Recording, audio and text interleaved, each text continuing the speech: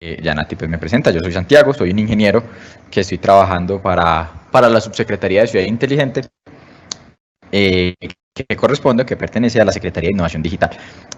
Me alegra mucho que estén unidos en este espacio, es un espacio muy chévere, es un espacio de algo que está empezando a mandar para desde hace un par de años, y que no es solamente porque suena bonito, sino porque suena chévere y todo el mundo está hablando de eso, todo el mundo está hablando de Industria 4.0, sino que aquí vamos a poder tener un escenario un poquito más aterrizado de qué podemos hacer con los datos. Todo el mundo menciona datos, todo el mundo está en función de que tenemos que trabajar con los datos, de que tenemos que incorporar en nuestra empresa filosofías basadas en datos. Entonces, pues sí, suena bien, suena un discurso muy interesante, pero ¿cómo podemos empezar a implementarlos? Entonces aquí espero que en esta hora, ojalá 50 minutos, para que queden esos espacios de preguntas, podamos tener un acercamiento un poco más detallado para lo que podemos hacer con los datos. Entonces aquí menciono los datos, nuestros grandes protagonistas en la tarde de hoy. Espero que la disfruten bastante y claramente cualquier duda, cualquier inquietud, cualquier observación, encantado de poder resolverla. ¿Cuál es el recorrido que les estoy proponiendo para este viaje? Pues primero, dato, dijimos dato en todas partes, pero bueno, ¿y qué es un dato? Exactamente en qué punto estamos hablando de un dato, cuándo estamos hablando de información y cuándo estamos hablando también de conocimiento. Empecemos a definir primero eso, para que más adelante, conforme desarrollemos un poco más este camino, estemos más contextualizados y nuestra semántica esté más alineada con esta temática. Una vez eso, pues empecemos a conocer también un par de casos de éxito que estuve consultando, que estuve averiguando, escudriñando por ahí, de muchísimos casos que se van a poder encontrar cuando estén buscando. Traje un par de casos para que los revisemos y miremos el impacto tan importante que tuvieron utilizando los datos de una forma eficiente y sacándole el máximo valor que estos nos pueden entregar. Definamos, conozcamos cómo podemos usar los datos. Entre muchas metodologías empieza a haber una que es un poco más estándar, que es el Data Driven Decision Making, o toma de decisiones basadas en datos, que es un proceso sencillo, pero que nos puede dar esa línea para poder aprovechar los datos. Y adicionalmente, un foco importante es, bueno, qué técnicas o qué herramientas conocemos desde la estadística, desde la probabilidad, desde el conocimiento empírico como tal, para hacer toma de decisiones. Y finalmente, pues pongamos en práctica esto. Tengo un caso de estudio preparado, ojalá muy chévere, para que lo socialicemos, para que estén ustedes también preguntándose, listo, yo tengo los datos, pero ya tengo la información, ya procesé el dato como quería, ¿qué hago con ese número? ¿Listo? Entonces, comencemos con y nuestra primera pregunta que planteamos es, ¿qué es un dato? Aquí en este tamborcito, esta imagen de acá, es un tambor, es algo conocido, una memoria de tambor, fue diseñada y construida en 1932, o sea, estamos hablando aproximadamente 90, 89 años, y acá en este tambor estaban guardando aproximadamente 10 kilobytes. Para que se hagan una idea rápida, 10 kilobytes de datos pueden ser tranquilamente 1, máxime 2 segundos de una canción, y eso que no en la mejor calidad esperada. Si tú vas a tu dispositivo celular y si tienes canciones almacenadas, pues no vas a guardar una canción por 1 o por 2 segundos. Tienes canciones de 5, 6 y hasta 10 minutos. Entonces, por acá nos aparece este dato que nos puede dar un contexto en función de la memoria de tambor. Y nos dicen, es que el 90% de los datos que se han generado en todos los procesos de la humanidad a lo largo de la historia se crearon en los últimos 2 años. Aquí la aclaración importante es que, pues, en teoría, desde que hay humano hay datos, ¿sí? Ahora, cuando se desarrolló el proceso para cogerlos y aprovecharlos y almacenarlos, fue desde 1932. Entonces, de los datos generados entre 1932 y a hoy, prácticamente ya 2021, estamos en un cuarto del 2021, el 90% de toda esa línea temporal se generaron, se almacenaron y se están procesando en los últimos 2 años. Entonces, para que empecemos a conocer esa tendencia del aprovechamiento de los datos. Bueno, y hablando de datos, algunos datos. Entonces, aquí me gustaría mostrarles lo que podríamos hacer o podríamos medir también si cuantificamos lo que está pasando en un minuto en este momento en Internet. Entonces, en un minuto se están publicando 347.222 historias en Instagram en todo el mundo. Y una historia que puede ser una imagen, puede ser un texto, o pueden ser cortos fragmentos de video de 10, creo que hasta 20 segundos, máximo lo pueden generar. En simultáneo, Amazon está entregando en un solo minuto a nivel mundial 6.659 paquetes entregados en las puertas de las personas que hacen las compras. En WhatsApp, en un minuto se están enviando 41.666.667 mensajes de un dispositivo a otro. Pues para fortuna son mensajes encriptados. En Facebook se están cargando 147.000 fotos. En Zoom, o sea, en este momento y mientras termina de transcurrir estos datos que les estoy comentando, hay 208.000 personas conectadas en videoconferencias en este instante. Google está procesando 2.400.000 búsquedas en un minuto. Todos estos datos que estamos viendo aquí, estos numeritos, son procesos que están sucediendo en este momento, en un minuto, en la Internet. Y si se fijan, son aplicaciones, redes sociales, que claro, pues sí tienen una buena afluencia, deliveries, videollamadas o motores de búsqueda, y estas son unas muy poquitas entre todo lo que vamos a encontrar en la web. Entonces, el flujo de datos que tenemos en este momento en Internet es altísimo, o sea, creo que inconmensurable para una conciencia humana. Entonces, para fortuna, pues no es la conciencia humana la que solamente los va a controlar y almacenar. Para eso tenemos de nuestro lado a la tecnología. En reportes, en periódicos, en blogs, empezamos a ver frases de este estilo. Es que los datos son el activo más valioso para las empresas tecnológicas. Esto nos reporta la revista Fortune de España. Esto fue en el 2018. El Tiempo también saca un título de este estilo y nos dice, es que la información es su activo más valioso, protéjalo. El blog El Papel también nos dice, los datos son el activo más valioso. Si se fijan, son reportes 2018.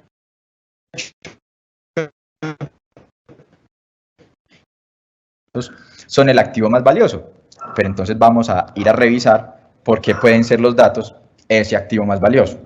Si nos fijamos como tal, cuando estamos hablando de un dato literal es lo que ustedes podrían poner en una celda de Excel. Un número, una letra, una fecha, un carácter especial, un signo más, un signo menos, una frase muy larga, una frase corta, que por sí solo, si ustedes ven lo que yo pongo en una celdita de Excel, eso no me está diciendo absolutamente nada. Yo voy a ver un 1 y el 1 va a estar puesto ahí en la celda, pero él no me cuenta nada. ¿Qué es? Si es un número.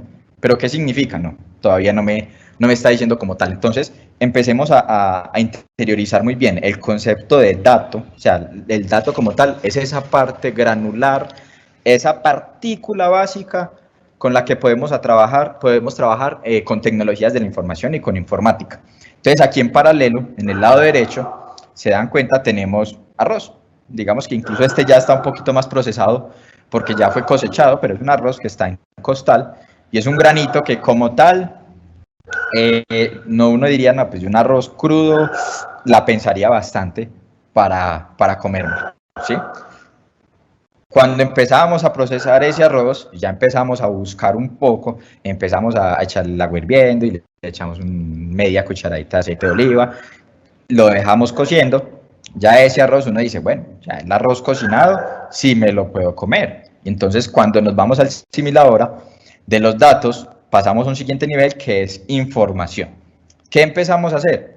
Empezamos a agrupar datos, empezamos a limpiarlos, que todos estuvieran escritos de la mejor manera, los que eran parecidos. Entonces ya no me quedé con una celda de Excel que tiene una fecha, sino que cogí los 10 registros que tengo, de los cuales la fecha, el mes corresponde a marzo. Entonces ya no estoy diciendo, ay no, tengo 10 registros de marzo, no, porque en ese conjunto de datos yo dije, es que esta fecha representa la fecha de nacimiento. Entonces, por ejemplo, yo puedo decir, ¿cuántas personas nacieron en el mes de marzo? Ah, sí, contamos esas 10 fechas, esos 10 registros, decimos que son 10 personas que están haciendo concepto de información. Este concepto lo que me permite es que ya estoy respondiendo preguntas simples, de conteos, agrupando, determinando una que otra categoría, empezando a hacer unas medidas básicas tipo promedios, sumas, detectar un máximo, detectar un mínimo. Y entonces aquí ya sí empezamos a extraer un poco el valor que el dato me está ofreciendo. Y pasando a un nivel un poco más alto, un nivel más global, llegamos al nivel conocimiento. ¿Qué nos referimos a conocimiento? Ya tenemos información, pero es información que no solamente está respondiendo preguntas simples, sino que la estamos interpretando. ¿Cómo las interpretamos? Porque tenemos un título técnico, tecnológico, profesional, magíster o doctorado, porque tenemos N años de experiencia, porque hemos leído, porque compartimos y co-creamos alrededor de esa temática. Entonces tenemos argumentos para decir qué significa que en marzo hayan nacido 10 personas. Entonces aquí ya vamos a responder no preguntas simples, no cuántas personas, sino preguntas de análisis. ¿Por qué? ¿Para qué? Y posiblemente, ¿cómo va a ser eso en un futuro? Entonces, ¿será que el mes de marzo, en cada año siempre irán a nacer 10 personas? ¿Van a nacer más personas? ¿Van a nacer menos? ¿Y por qué en marzo están naciendo 10 personas? Todo eso, cogimos nuestro arroz, le empezamos a echar los ingredientes de conocimiento, de expertise, de investigación, de consulta, y entonces pasamos de tener un arroz seco, una partícula de arroz, ahí se quita, empezamos a agregarle valor y claramente, me muestra la fotico acá, esto es algo que ya podemos procesar, ya con conocimiento, en este nivel de aprovechamiento del dato podemos tomar decisiones, o sea, ya en este nivel de conocimiento podemos empezar a mejorar nuestros procesos, empezar a cambiar causas, aquellos eventos que son adversos, empezar a mitigarlos, a hacer análisis de riesgos y atacar todos esos sucesos que son atípicos o que son sucesos no esperados para que nuestros procesos se vuelvan mucho más eficientes, mucho más eficaces y, claro, sostenibles, que no estén a todo costo solamente por obtener una eficiencia o un rendimiento mucho más esperado. ¿Listo? Volviendo a esto, si recuerdan esta pantalla, personalmente les cuento, me encanta ver estos números porque con esto podemos dimensionar qué es lo que está pasando en la web, realmente qué es Internet, de que estemos conectados en este momento todos, cada uno desde un punto distinto y casi que en simultáneo, que un delay sea de punto 5 o incluso menos segundos. Entonces, no solamente por eso la repito, sino que resalto acá algunos datos. ¿Será que estos sí son datos? Si se fijan, esto como tal, estos números, estos insights, estos indicadores que colocamos acá, realmente no son datos. Estos números vienen a corresponder a ser información. ¿Por qué? Porque el dato como tal es 347.222. Eso es un dato. Pero ya este número me está respondiendo historias publicadas en Instagram. Si nosotros viéramos ese 347.222 puesto en otra parte, no sabríamos qué significa. Aquí, para fortuna, en la diapositiva, el moderador se tomó la tarea de colocar las frases que respondían con esos números. Entonces, aquí estamos viendo información. Claro que es que suena muy bonito decir, uy, te voy a mostrar algunos daticos curiosos. Entonces, en teoría, son algunos conceptos de información muy interesantes. Con esto ya tenemos realmente una para que empecemos a, bueno, ya sabemos, podemos decir que sabemos qué es un dato, cuándo es un dato, cuándo es información o cuándo es conocimiento, en qué momento lo puedo aprovechar y miremos un par de casos de éxito bien interesantes. ¿Cuáles son los casos de éxito que quiero mostrarles? El primero es un modelo de gestión de residuos que implementan en Inglaterra utilizando analítica de datos y el segundo, uno que pueden haber suscriptores acá o no, pero estoy seguro que sí hay muchas personas, un gran porcentaje conoce Netflix, esa plataforma de streaming que ha utilizado y implementa constantemente analítica de datos para mejorar sus procesos. Entonces pasemos al primer modelo que les quería comentar. Inglaterra, en varios de sus condados, que es como el equivalente a Colombia, y en varios de sus departamentos, segmentó los sitios críticos donde se encuentra una gran afluencia de residuos. Entonces empezaron a mirar en función de las rutas de sus vehículos cuando iban a hacer la recolección de los residuos ordinarios, cuáles rutas tenían que ser más cortas porque el vehículo se cargaba mucho más rápido, y empezaron a enfocar con eso la planeación de rutas dinámicas, ¿sí? Entonces ya no todos los días iba a pasar un solo vehículo por ese mismo barrio, sino que ya habían determinado con las mediciones que hicieron que habían días como un martes y como un sábado que tenían que mandar incluso hasta 2 vehículos para poder recolectar, mientras que un miércoles, por ejemplo, podía pasar el vehículo que pasaba a 5 cuadras a acercarse por esa zona porque ese día no había mucha concentración de residuos. Entonces empezaron a optimizar mucho esos procesos utilizando la analítica de datos. Y no solo eso, sino que se fueron un poco más allá y entrando en el concepto de economía circular, se tomaron la tarea de mediante muestras de recolección de datos y de observaciones, caracterizar qué tipo de residuos o qué tipo de materiales y en qué puntos estaban quedando. Entonces estaban detectando que en la zona industrial estaban obteniendo residuos metálicos, aquí comúnmente los conocemos como chatarra, cartones, maderas, que cerca a las plazas de mercado y a las zonas de abastecimiento estaban encontrando muchos residuos orgánicos. En zonas de construcción, pues claramente los escombros y los RCD, residuos de construcción y demolición, y empezaron a decir, bueno, ya sabemos dónde están, preparemos rutas especializadas para recoger esos tipos de residuos, y así como están siendo recibidos a hoy, pues haciendo el paréntesis, la materia no se crea ni se destruye, la materia se está transformando. Entonces transformemos eso que es residuo para materia prima. Entonces hay empresas que están buscando material de construcción y de demolición, residuos, para poder rehacer cemento, y así sucesivamente. Crearon en varios condados una cadena de suministro prácticamente circular, donde los residuos de esta empresa son la materia prima para la otra. Y finalmente, pues están obteniendo un impacto no solamente económico, sino ambiental, porque ya no es necesario que tantos residuos, han tenido una reducción en residuos, vayan a un relleno de disposición final. Sí, en este caso, digamos, haciendo el símil con lo que tenemos acá en Antioquia, tenemos el relleno La Pradera. Ellos empezaron a bajar sustancialmente la cantidad de residuos que estaban yendo hacia el relleno. ¿Qué estaba pasando con esos residuos? Van allá, van a un confinamiento, los cubren con unas mantas, los compactan y bueno, chévere, quedaron enterrados. Pero literal estaban enterrando materia que todavía servía para aportar valor. Entonces, este fue un caso de éxito en Inglaterra. Actualmente hay otras ciudades, principalmente se ve mucho en Europa porque no tienen tantas zonas para optar por el confinamiento, donde implementan modelos de este estilo para poder aprovechar al máximo los residuos y reducir la necesidad de optar a acciones de confinamiento e incluso acciones de incineración.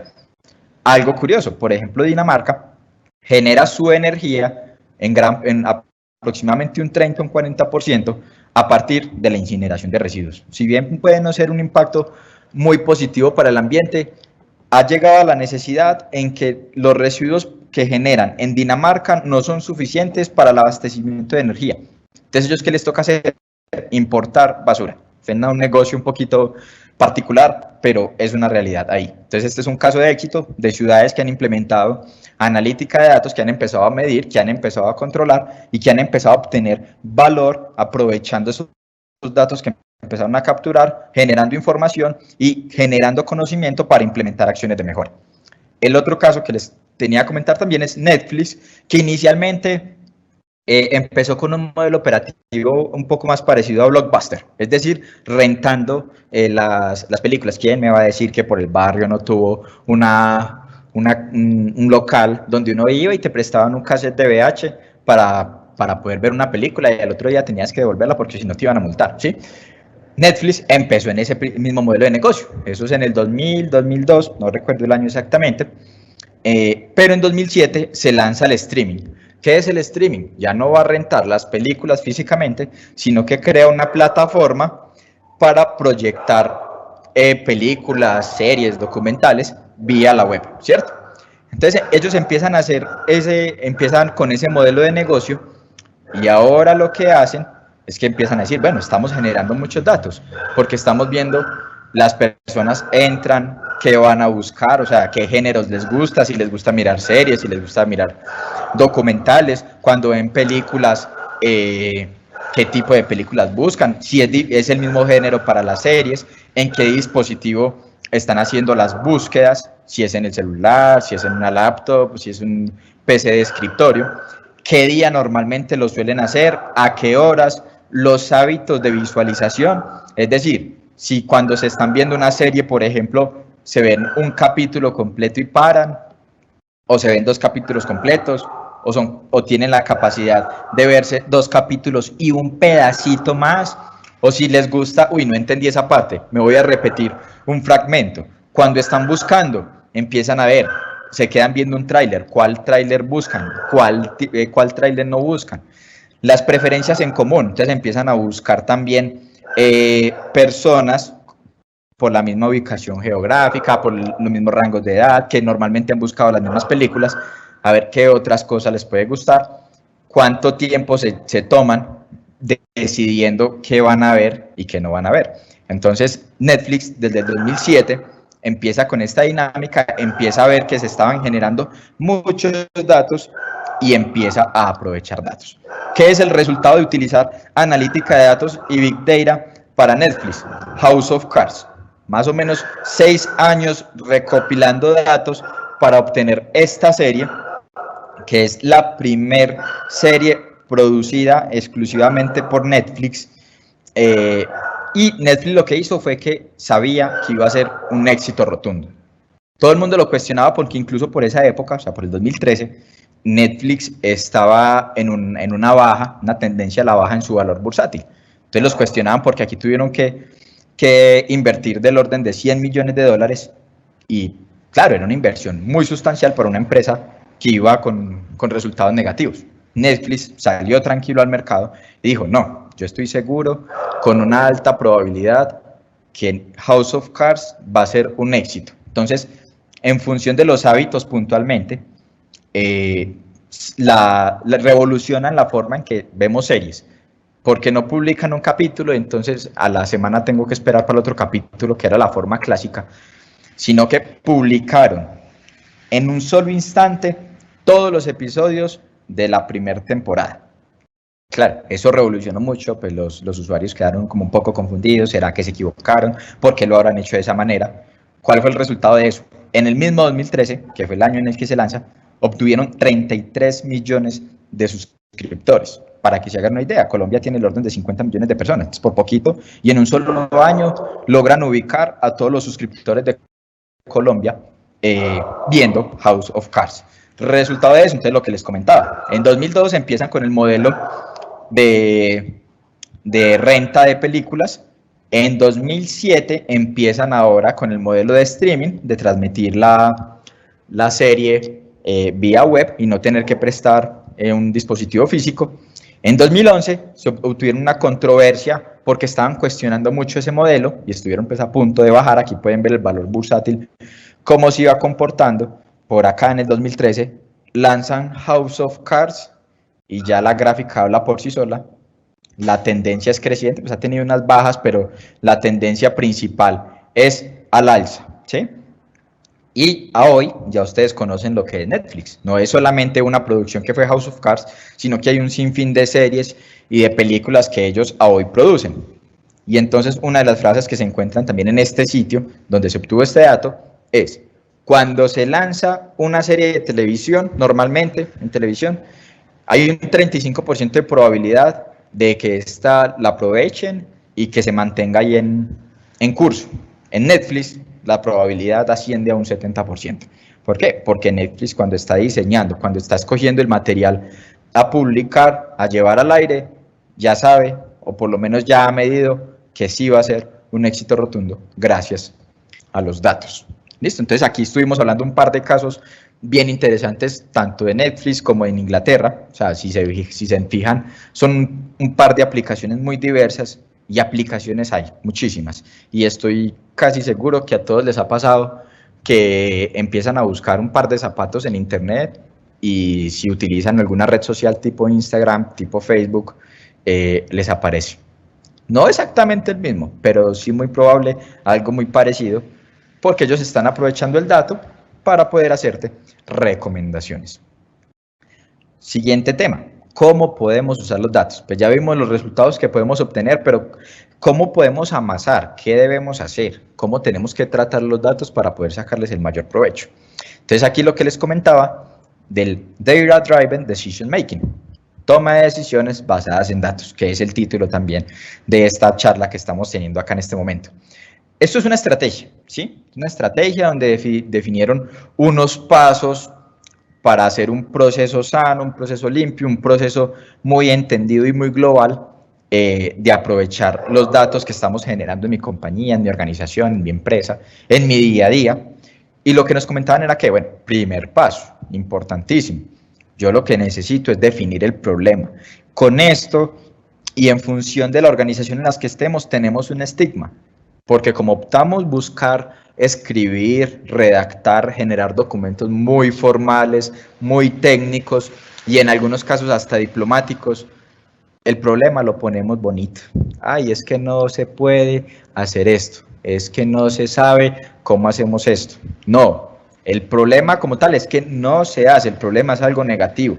El problema es que vamos a impactar una causa de un proceso que toma más tiempo de lo que debería, o queremos también hacer que un proceso, un procedimiento sea mucho más ágil y sea mucho más fácil. Entonces el problema, pintémoslo como algo negativo porque queremos darle solución a eso.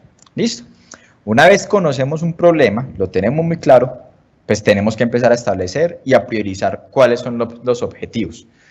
¿Qué vamos a hacer primero? ¿Qué vamos a hacer después? ¿Y por qué uno es más importante que lo otro? Una vez con estos dos, si se fijan, estos son como un par de escenarios conceptuales, un poquito más de conocer el negocio, de conocer la empresa, de conocer el paso a paso, el día a día que se lleva.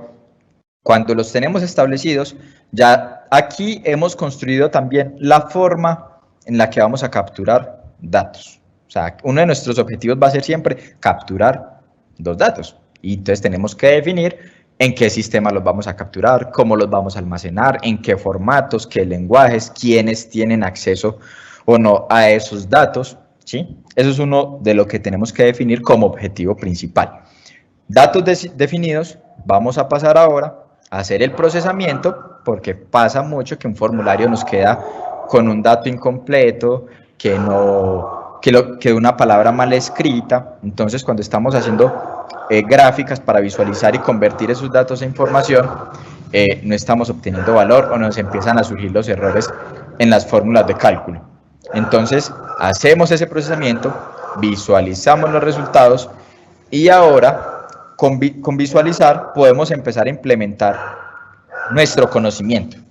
Vamos a aprovechar la experiencia que tenemos, todo lo que hemos aprendido en el camino, la formación que tenemos, los compañeros y los socios de trabajo que tenemos, para empezar a mirar patrones que se va volviendo repetitivo y las tendencias que se empiezan a generar. Una vez identificado eso, creamos nuestro plan de acción. En este caso, Inglaterra identificó que habían unos condados que estaban generando en unos puntos específicos más residuos. En unos días identificó ese patrón y el plan de acción fue ajustar las rutas. Midieron el cumplimiento, o sea, qué tan satisfechos o no quedaron con su proceso y repitan. ¿Por qué vamos a repetir? Porque siempre se puede mejorar. El mundo se está moviendo demasiado, nosotros nos movemos demasiado, nosotros somos personas, somos entidades que nos gusta ser curiosas, que nos gusta ser investigativas y siempre estamos buscando formas de hacer las cosas mucho mejor. Entonces, siempre repetir, esto va a ser un ciclo porque siempre podemos encontrar una forma de hacerlo más ágil, más precisa o de tomar decisiones de una manera en la que cualquier persona lo pudiese haber hecho. ¿Listo?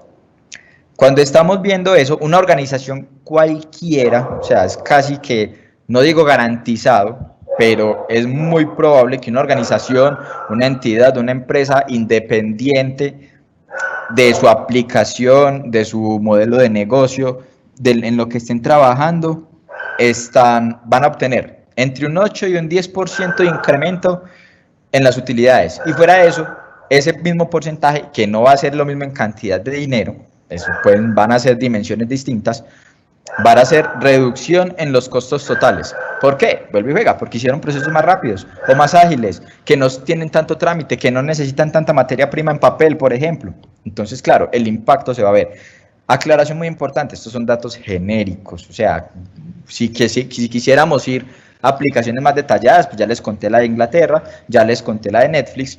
Esto puede ser una primer meta, que estoy seguro es esa primer meta mínima, bajita, que podemos alcanzar si implementamos toma de decisiones basadas en datos. Entonces, conociendo esto, este ciclo, voy a hacer un zoom gigante por aquí en procesar y visualizar información, principalmente en procesar, para que conozcamos, bueno, y yo cómo tomo decisiones, o en qué me baso para tomar decisiones. Yo ya tengo una base de datos y los datos son muy organizaditos, pero ¿qué puedo hacer? Entonces ya, ¿cuál es el paso a seguir con eso? Listo. Y aquí tenemos un caso, una pregunta rápida, y es que se nos dañó el vehículo, ¿sí? Tenemos un vehículo malo y nos falló y nos dejó por ahí tirados en carretera. Llega un punto en que uno con rabia dice, no, yo no voy a arreglar más esa carcacha, ya no quiero tener más ese vehículo. Pero empieza a enfriar la cabeza y dice, no, sí, es que ese es el vehículo de mi abuelito, todos hemos paseado en el vehículo, no, hay que arreglarlo. Y va uno a ver y lo arreglan y le sale más costoso que un vehículo nuevo. O cada cuánto lo estoy reparando, ¿será que es que me está fallando porque no le estoy haciendo mantenimiento? ¿O será que le estoy haciendo mantenimiento muy seguido y por eso estoy gastando tanta plata y no quiero tener más un carro? ¿Será que lo vendo más bien y me sigo moviendo en transporte público? Pues hay unas preguntas y espero que con el desarrollo ustedes las van a ir pensando. Pues por ahí al final vamos a tener como varias formas de responderlas, pero quiero que la piensen ustedes, interioricen los que desde ya sí tienen un vehículo, sea un carro, sea una moto, sea la bicicleta, todo lo que les ayude para la locomoción, piénsenlo bastante, reflexionen sobre lo que tienen ahí en el garaje, en la sala, en el parqueadero del edificio o en el parqueadero del vecino, porque en mi casa no tengo espacio. Y miren, ¿será que sí lo estoy arreglando? ¿No lo estoy arreglando? ¿Será que está malo? ¿Cuántas veces se me ha dañado ese vehículo? Listo. Por aquí, adrede, tenemos este número 6700. ¿Qué se imaginarán que es 6700? ¿Será que un repuesto vale 6700? En el año 6700 es que voy a vender mi vehículo. ¿Qué será ese 6700? Cuando le ponemos contexto, ya ese datico, ese número, se convierte en información. Y es que fuimos muy juiciosos, teníamos aquí nuestro problema, es que el vehículo se me está dañando, yo no sé si arreglarlo, no sé, no tengo conocimiento para ver si lo arreglo o no lo arreglo. ¿Cuáles son los objetivos? No, yo quiero saber, quiero tener una estrategia para ver cómo tomo la decisión de arreglarlo y cada cuánto arreglarlo. Otro objetivo, voy a tomar datos necesarios para arreglar mi vehículo. Entonces aquí ya los materializamos, que fueron los dos primeros pasos que vimos con el método de toma de decisiones, y caracterizamos cuántos kilómetros recorridos pasa para que mi vehículo falle. Entonces, ¿qué pasó? Iba andando muy chévere y a los 6.700 kilómetros, ¡pum!, se dañó. Lo reparé y a los 6.300 kilómetros, ¡pum!, se volvió a dañar. Y a los 7.150 kilómetros, ¡pum!. Y así fuimos recopilando en toda la historia del vehículo que tenemos ahí guardado, cuánto tiempo transcurría, o mejor dicho, no tiempo, cuántos kilómetros debía yo recorrer para que el vehículo me presentara una falla de nuevo. Entonces, si vemos estos números, uno que diría, ¿cada cuánto lo reparo? Si estoy viendo que esos números no me están diciendo con mayor cosa. No, yo soy muy desconfiado y lo voy a reparar cada 3.300 kilómetros. No, yo a ojo de buen cubero, como dice mi papá, eso parece como, no, cada 12.600 kilómetros lo reparamos, si aguantó una vez, que aguante mucho. Y entonces ahí ya estamos empezando a incorporar conocimiento, ¿sí? De una forma todavía muy empírica, muy genérica, muy del concepto, muy de lo que conocemos, pero ya estamos respondiendo a una pregunta de análisis. Bueno, ¿y cada cuánto lo tengo que reparar? ¿Qué estoy haciendo yo? Estoy haciendo una predicción.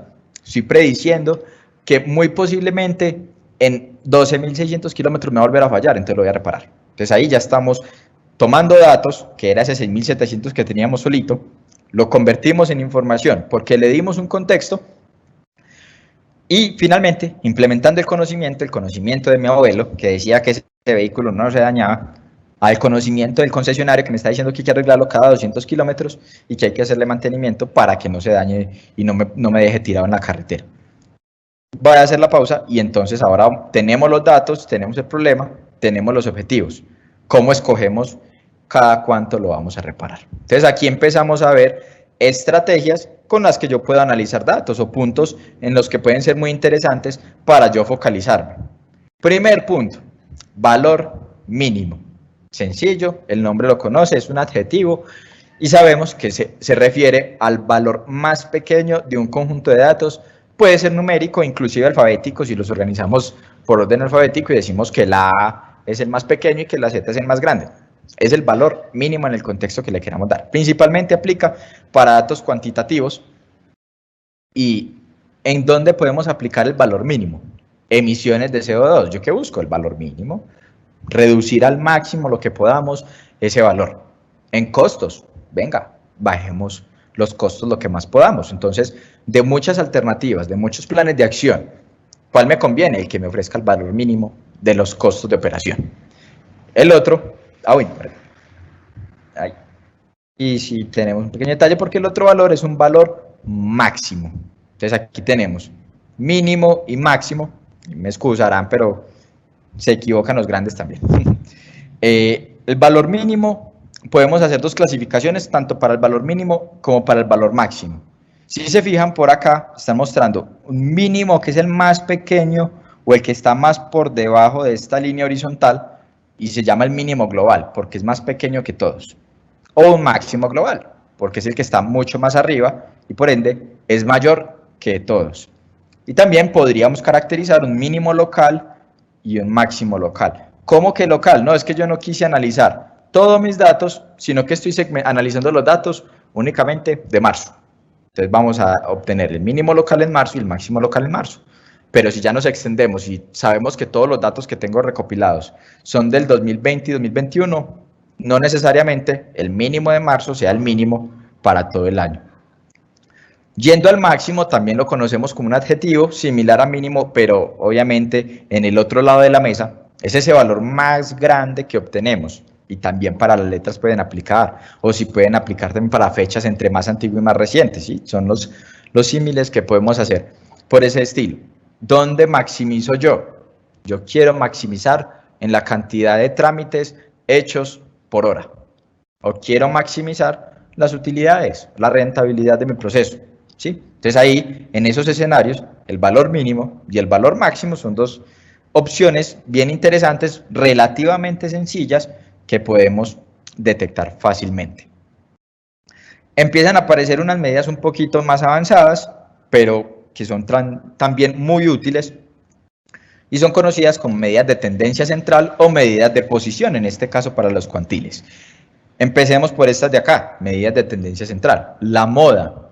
¿Qué es la moda? Es ese valor, ese numerito, esa letra que más me está apareciendo, que es que de 100 datos o 100 personas que yo encuesté, de esas 100 personas, 70 tienen 30 años. Entonces, la moda es 30 años. Entonces, yo no puedo decir, sí, ya tenemos que ese valor que más se repite es 30 años. Entonces, para optimizar, vamos a implementar como primera población objetivo personas de 30 años.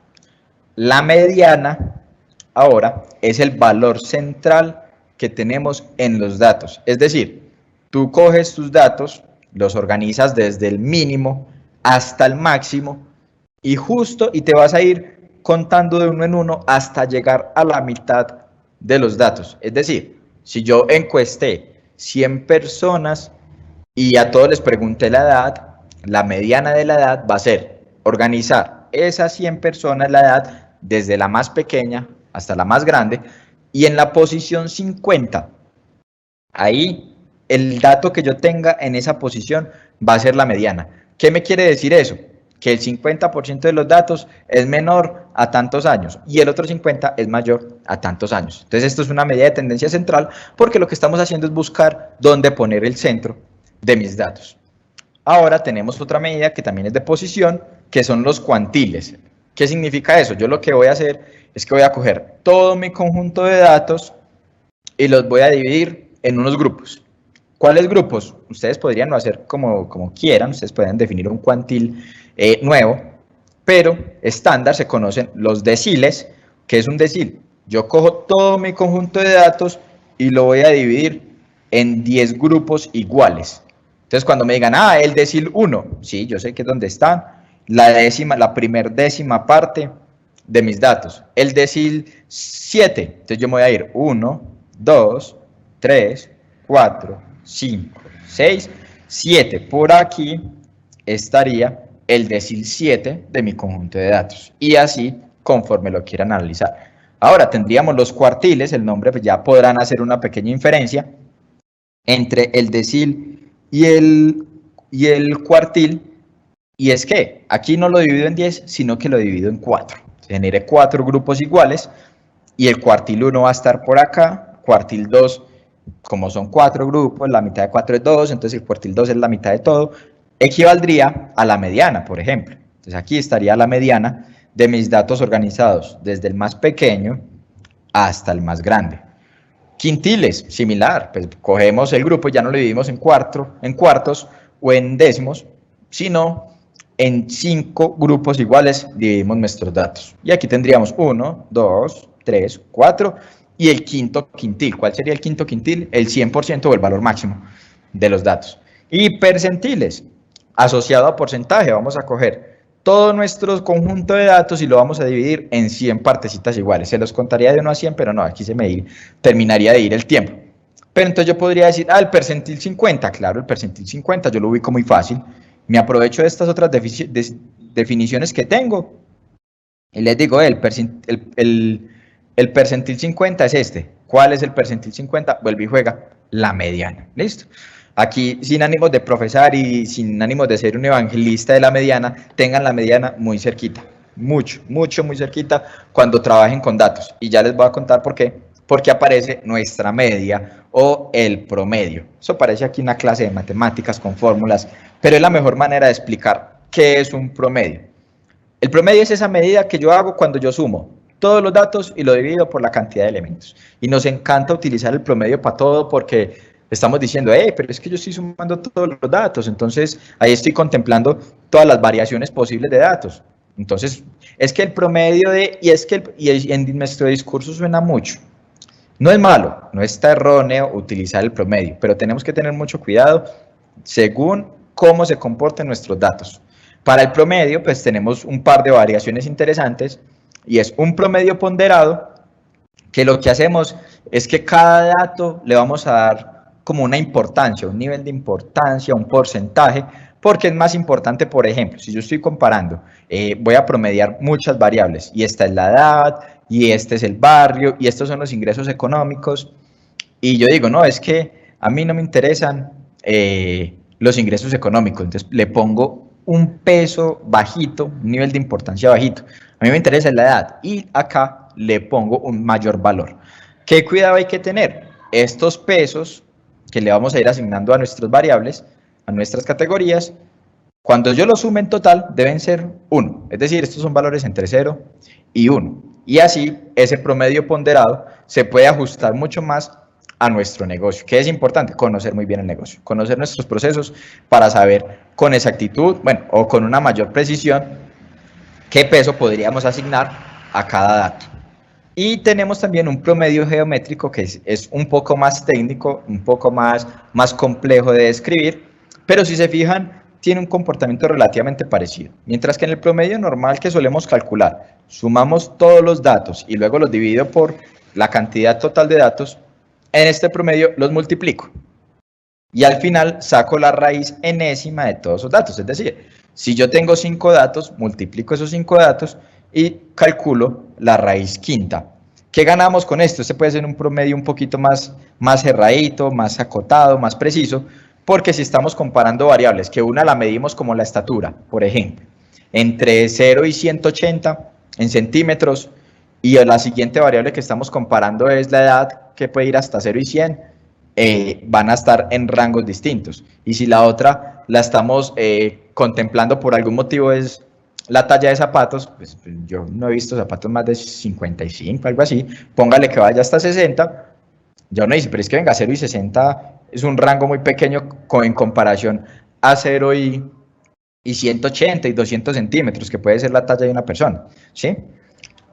Cuidado, vuelve y juega, y les digo, mucho cuidado con el uso de ese promedio. El promedio es una suma y una división, ya. ¿Por qué? Les doy un ejemplo. Si yo calzo 40, yo aquí tengo un par de zapatos bien bonitos, y si yo calzo 40, listo, si yo en ambos pies me pongo un zapato talla 40, en promedio, ¿cuánto tengo en mis pies? Zapatos talla 40. Bien, chulito, cumple y estoy súper cómodo porque esa es mi talla. Pero si yo en un pie me pongo un zapato talla 42 y en el otro pie me pongo un zapato talla 38, yo calculo el promedio y sigo con un par de zapatos talla 40. Y mientras que un pie lo tengo por allá navegando, el otro lo tengo llorando porque está súper apretado 2 tallas menos. Similar pasa con los datos. Creemos que el promedio nos puede dar esa mejor descripción, pero antes de utilizar el promedio, revisen que no tengamos datos muy grandes, muy extremos o datos muy bajitos. Los datos normalmente para un promedio tienen que ser datos que se mantengan o que se conserven en un mismo rango. Cuando la diferencia es muy grande, la mediana. Por eso les decía, no quiero ser un evangelizador, pero nos puede dar esa primera solución, porque lo que estamos buscando finalmente es como buscar por dónde está el centro de nuestros datos. ¿Listo? Esta es una herramienta súper útil porque casi que consolida todas esas técnicas que hemos conocido hasta ahora, que es un diagrama de cajas y bigotes, o conocido en inglés como un box plot. Es un diagrama donde colocamos esos datos que acabamos de ver. El mínimo, el máximo, a veces este es el máximo, a veces por aquí hay un máximo que es muy máximo y ustedes me van a creer, en las próximas sesiones entraremos con detalle.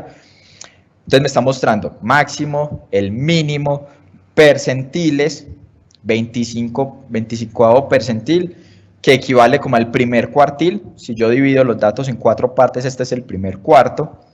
La mediana, o sea, yo puedo decir el 50% de los datos o la mitad es acá. El promedio, que si se fijan, el promedio está volcado un poquito hacia dónde, hacia donde está el valor máximo. El tercer cuartil y finalmente el máximo. Con un gráfico de este estilo podemos obtener una vista un poquito más holística, más global de nuestro conjunto de datos y empezar a entender cómo se está comportando, si tiene muchos valores atípicos, por qué, o si podemos decir, no, los valores atípicos no me importan, me voy a concentrar en este 50% de los datos que son los más relevantes y son los que tienen un comportamiento más parecido, y así. Entonces esta es una de muchas herramientas que es muy útil y que implementaremos en nuestro caso de estudio.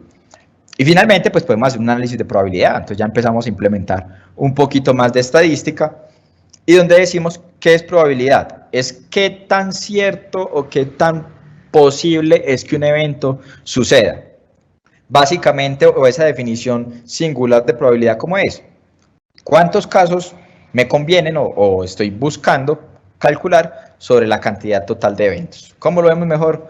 Con un dato, con un ejemplo. Vamos a tirar una moneda. Si yo quiero saber la probabilidad de que me caiga cara, uno diría, la probabilidad de que caiga cara es 1, porque hay una cara, sobre 2, porque es cara y sello. Entonces 1 dividido 2 casi siempre da 0.5. Y si lo quiero ver en modo de porcentaje, 50%. Entonces la probabilidad de que me caiga cara es 50%. No faltará el que dice, no, es que la moneda puede caer parada. Y bueno, ya eso es otra historia porque ya aquí no es simplemente calcular eventos totales. O un dado, vamos a tirar un dado. Tiene 6 lados, número de eventos totales son 6. Y yo quiero saber qué tan probable es que caiga el número 6. ¿Cuántos eventos me convienen? 1, porque es que un dado normalmente, si no está balanceado y si es un dado normal, tiene un número 6. Entonces 1 sobre 6, eso me da aproximadamente 0.166, que se convierte en un 16.7%. Entonces ahí tendríamos unos cálculos y ya podríamos tomar una decisión del tipo, voy a tomar esta decisión, voy a hacer esta inversión, voy a hacer este cambio en mi proceso porque tengo una probabilidad del 80% de que sea exitoso. Entonces ahí ya estoy empezando a medir no solamente el cómo se comportó, sino el resultado que voy a poder obtener. Listo, entonces vamos a practicar. Nuestro caso de estudio ya lo preparamos por allá conceptualmente. Nuestro vehículo se ha averiado mucho, tenemos un registro de muchas fallas, cuántos kilómetros han transcurrido para cada falla, los hemos tabulado, los hemos organizado, nuestro sistema de información me permite obtener este registro muy organizado y los podemos empezar a procesar. Entonces vamos a empezar a mirar posibilidades con estas técnicas que vimos. Empecemos. El mínimo, 3.300 kilómetros. Ay, sí, no, venga, arreglémoslo cada 3.300 kilómetros para que estemos seguros de que no nos va a fallar. Pero empieza uno y dice, pero es que hay datos, hay bastante, pues de hecho sí es el mínimo. Los otros eventos duraron más de 3.300 kilómetros. ¿Será que si lo arreglamos cada 3.300 kilómetros no voy a incurrir en mucho gasto? Posiblemente. Vámonos al máximo. 12.600 kilómetros. Nos fuimos a la filosofía del abuelo que nos dijo, no, ese carrito le aguanta bastante. Y esperemos a 12.600 kilómetros. Pero cuando vamos a ver, solo uno, y de hecho es el más grande, es ese atípico por allá superior, alcanzó 12.600 kilómetros. ¿Será que siempre vamos a tener la suerte de que nos alcance 12.600 kilómetros? Ojalá, porque va a ser menos mantenimiento, vamos a tener mucho más tiempo nuestro vehículo disponible para dar nuestros paseos, para ir hacia el trabajo, pues, o los desplazamientos que tengamos que hacer. ¿No será eso muy arriesgado? Esperar a los 12.600 kilómetros, posiblemente. Entonces, la moda, en este caso hicimos la moda en un rango. La mayor cantidad de los datos está entre 3.300 y 6.400 kilómetros. Todos están en este ranguito. Ahí que diría uno, no, es que me está diciendo cuál es el que más se repite, pero es que siguen habiendo eventos de 12.000, de 10.000, de 9.000, de 8.000. No quedo tan satisfecho. Pero entonces miren que a medida que vamos avanzando en estos indicadores que voy mostrando, ya el conocimiento y ya el dato lo convertimos en información y estamos incorporándole lo que falta a la receta, que es nuestra experiencia, nuestras preguntas, nuestra capacidad analítica, para convertirla en conocimiento. Y entonces estamos diciendo, no, este criterio para mí no es suficiente para tomar la decisión. Entonces, calculamos el promedio, 7.122 kilómetros. Ese sí es un dato grande, me convencería, no me parece mala idea. Entonces ya uno empieza, vamos a tomar el promedio. Pero decimos, no, es que el promedio, ya me explicó este muchacho lo de los zapatos y de pronto hay uno por allá muy grande o queda uno muy pequeño, no me agrada. La mediana, ¿cuál es el dato que está en toda la mitad? 6.700 kilómetros. ¿Qué estamos diciendo? El 50% de las fallas ocurrieron antes de 6.700 kilómetros, el otro 50% después. 6.700 kilómetros, sí, eso va sonando como chévere, este rango de la moda se acerca, el promedio no está muy lejano de esos 6.700 kilómetros, pues podríamos empezar a pensar a que ese 6.700 kilómetros va a ser el número mágico. Aquí tenemos nuestro boxplot que me está mostrando el mínimo, 3.300, el máximo, 12.600, nuestro primer cuartil o el percentil 25, la mediana, 6.700, el promedio 7.122 kilómetros. Entonces aquí tenemos estos datos que estoy seguro, para muchos puede ser un poco más fácil verlo en un gráfico que me empiecen a mostrar un montón de números. Y aquí en esta presentación que hemos visto un montón de números, uno diría como, no, ya, venga, más números no. ¿Qué pasa si curioseamos un poquito más, vamos y le metemos un poco más de estadística al asunto? Y vamos a tomar decisiones con probabilidades. En este caso, para esta aplicación puntual, utilizamos el término confiabilidad. ¿Qué es confiabilidad? Es la probabilidad de que en este caso puntual, de que mi vehículo funcione tantos kilómetros antes de que falle. Entonces, ¿cómo yo podría haber reflejado esto? Si yo me voy por aquí a 10, que es 10.000, porque tenemos este eje en millares, entonces la probabilidad de que mi vehículo funcione correctamente luego al recorrer 10.000 kilómetros es del menos del 20%. Entonces uno dice, madre, esto es bajito, eso está muy bajo. ¿Qué quiere decir eso?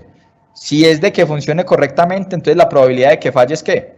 Más del 80%. No, eso ya es casi una falla latente ahí, no, yo no me arriesgo tanto. Entonces ahí es donde uno dice, no, el máximo eran 12.600. ¿Qué me están diciendo? Prácticamente ya falló, máximo descartado. El mínimo eran 3.300, entonces cogemos por acá más o menos. La confiabilidad está por encima del 90%, es un rango interesante, pero ¿qué tal si nos arriesgamos un poquito más? No seamos ahí sí tan conservadores. Y si nos vamos, por ejemplo, a un 70% de probabilidad, yo quiero tomar la decisión, no ahora por acá, sino yo me voy a arriesgar y le voy a hacer mantenimiento hasta que llegue a un 30% de probabilidad de falla. Cuando tenga ese 30% de probabilidad de falla, ahí le hago mantenimiento. ¿Por qué? Porque aquí ya estoy más o menos dimensionando lo que podría pasar, qué tan latente sería esa falla o no, todavía sigue siendo un porcentaje relativamente no muy alto, pues 30 contra 70, y eso me dice cada 5.400 kilómetros, hombre, pues hagámosle mantenimiento a nuestro vehículo. Entonces uno diría, listo, pues hagámosle mantenimiento cada 5.400 kilómetros para que no se nos presenten esas fallas intempestuosas que nos dejan en pleno aguacero, por allá en carretera, tirados y con la familia. Es lo mejor. ¿Listo? Este espaciecito yo creo que me estaba comprometiendo un poco más en tiempo. De antemano, pues muchas gracias por la atención, a todos nuestros participantes que se la hayan sollado bastante, que más que aprender, que la curiosidad se les haya despertado y que empiecen a explorar bastante en este mundo. Si tienen preguntas, inquietudes, pues me voy a mover por aquí al Teams para poder ver qué tenemos por ahí. Sí, Santi, te cuento que hay varias preguntitas ahí, te metes al chat en la parte publicada o si quieres te las leo y vamos respondiendo en unos 5 minuticos. ¿Listo? Listo, por aquí estoy viendo en el chat. Eso, ahí están en el chat. Antes que nada, les recuerdo, porfa, los que no han llenado el formulario de asistencia y de retroalimentación, que porfa lo hagan. El de retroalimentación lo pueden hacer en su tiempo cuando lo deseen, pero el de asistencia sí es súper importante que dejemos eso listo hoy. Muchísimas gracias. Y bueno, no, Santi, dale, podemos empezar la parte de preguntas y respuestas. Bueno, por acá en el chat lo que voy viendo es principalmente novedades respecto a la conexión de internet que tuvieron, que a algunas personas se les va a quedar cortado. Sí, pasó mucho, pero bueno, ya luego se nos salen las manos a nosotros, a ustedes, a Santiago, pero ya miraremos cómo hacer. No, Santi, ve, por acá te preguntan que dónde se puede aplicar la ley de Benford en el uso de los datos. Ok.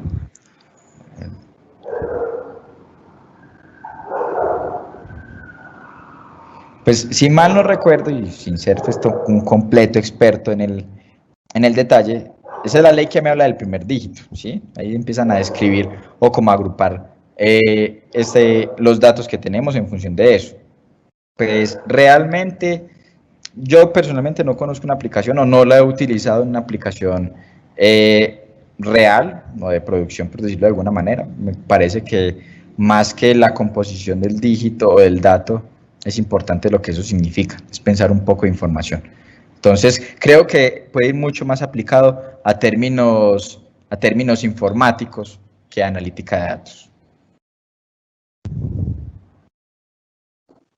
Listo, por acá te preguntan qué se está haciendo desde la Secretaría de Innovación Digital para que con toda la información que se produce al interior de las diferentes secretarías se puedan tomar decisiones. Uy, excelente, me enorgullece responder mucho esa pregunta porque estamos en una avalancha enorme como de ajustes de nuestros procesos, estamos en esa etapa de definir nuestros objetivos, de ir identificando pues tanto los problemas que sean necesarios atender desde el punto de vista de infraestructura para capturar los datos, para convertirlos en información y generar conocimiento, pero también para entender las necesidades de las distintas dependencias. Pues claro, conocen la alcaldía de Medellín como tal, es un órgano enorme y estamos trabajando mucho para establecer cuáles son esos procesos sanos. De nuestras medidas principales o primeras instancias en las que hemos trabajado fuertemente es en la configuración de un lago de datos con el fin de ¿qué? De tener centralizado todos los datos, esos datos que ustedes generan en sus negocios, en sus procesos, y desde el equipo de analítica que tenemos en la Secretaría poder sacar el mayor jugo, poder entenderlos con técnicas pues un poquito más avanzadas, técnicas un poco más estadísticas, visualizaciones, generar tableros de control que les permitan a ustedes tomar decisiones y también entender los negocios de ustedes para responder sus preguntas puntuales. Entonces, aquí mencioné un par de iniciativas dentro de las muchas otras que se está trabajando desde la Secretaría de Innovación Digital para hacer transversales en la alcaldía. Bueno, y por acá hay una última preguntita que te preguntan que de dónde salió la gráfica de confiabilidad. Esa gráfica es calculada, la elaboro yo, ¿sí? Lo que hice es que tomé esos datos que teníamos, hacemos ya el análisis de probabilidad puntualmente para esos datos, para el vehículo, o sea, no, en teoría para cualquier vehículo no sería pues funcional, y lo que empezamos a hacer es mirar a qué forma tiene la distribución de esos datos. Entonces, en estadística, ya de pronto yéndome un poco más técnico, conocemos distribuciones como la normal, distribuciones exponenciales, y así en un catálogo enorme vemos estos datos a cuál está más cercana, la tomamos y convertimos esos datos uno a uno en una línea, en esa lineecita. Entonces, con esa línea es que podíamos tomar la decisión de probabilidad.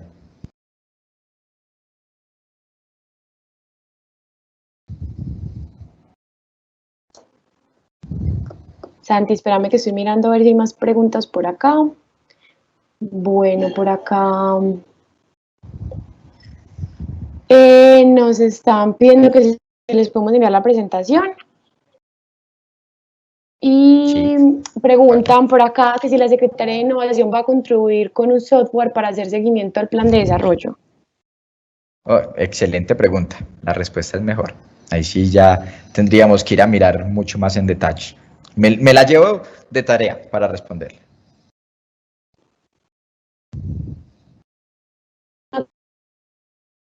Daniel Vázquez nos dice que frente al caso de estudio es importante para tomar decisiones con los datos tener en cuenta los riesgos y las consecuencias, porque un daño en el auto puede ser más costoso que realizar los mantenimientos preventivos del auto, por lo cual la mejor decisión podría hacer los mantenimientos con el mínimo. En conclusión, aunque los datos no se permiten generar escenarios, un correcto análisis del contexto es mucho más importante para la toma de decisiones. Es como un comentario que nos dejó. Y bueno, yo creo que ya nos estamos pasando un poquito del tiempo porque las personas de pronto tienen compromisos, reuniones y demás, entonces le vamos a dar este espacio a esta última pregunta que nos hace José Castañeda, donde nos pregunta cómo podemos acceder a los diferentes conjuntos de datos generados por las diferentes secretarías y dependencias y fortalecer nuestro sistema de información. Los invito a que acudan a Medata, que también es otra de las iniciativas que se está organizando y estructurando. En este momento hay más de 430 conjuntos de datos que las diferentes secretarías allí publican. Allí pueden obtener datos de incidentes viales, datos meteorológicos, de embarazo en adolescentes y muchas temáticas diferentes. Allá los pueden encontrar, medata.co, ahí los pueden detectar. ¿Listo? Y para entonces ir cerrando, pues a todos de nuevo, muchísimas gracias.